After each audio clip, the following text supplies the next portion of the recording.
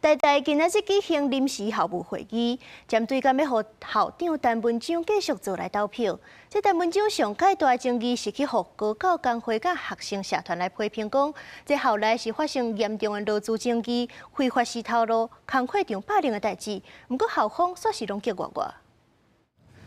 台大注意警全部拢出动，行政大楼只个留一个出入口，也才临时的栅栏。校务会议代表照发到入去。学校这么紧张是因为13临时校务会议为针对校长陈文章涉任案进行问答甲表决，高教工会讲要来抗议。原地集团，退出新月台，动不动就要砍员工的时数，动辄用羞辱式的方式，这就是台大的副校长丁诗彤和他的伴侣国际长袁孝维的面目。高教工会甲台大新艺台的这场霸凌、劳资争议，也个过劳，拢怪乎副校长丁诗彤，也个高级长袁孝维。因为顶礼拜五记者会代志爆出了，台大这个人讲已经成立调查委员会来准过。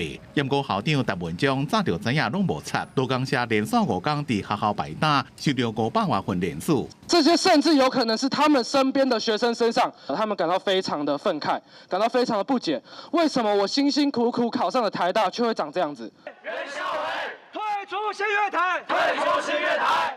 随行政大楼发现的诉求，要互校长甲所有参加的人拢听到。台大搁再发声明讲，并无大量解雇员工，有2个人因为敢若是签到记录不实、诈领薪水、伪造文书被解雇，即嘛已经进入司法侦查的程序，也已经通知新艺大工会。即马是按照原本的经营模式，搁再经营1年。因为有关劳资纠纷甲不法侵害，11个日期已经做调查小组，拢是外部的专家开始调查。但是对工会调工或是台大对外公开说明甲承诺，要搁伫学校进行资料行为，感到真危险。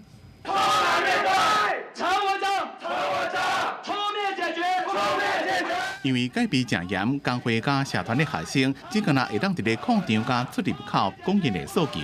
不过工会讲，校长、副校长甲高级长拢有开课，从来请学生去教室内面表达诉求。记者综合报道。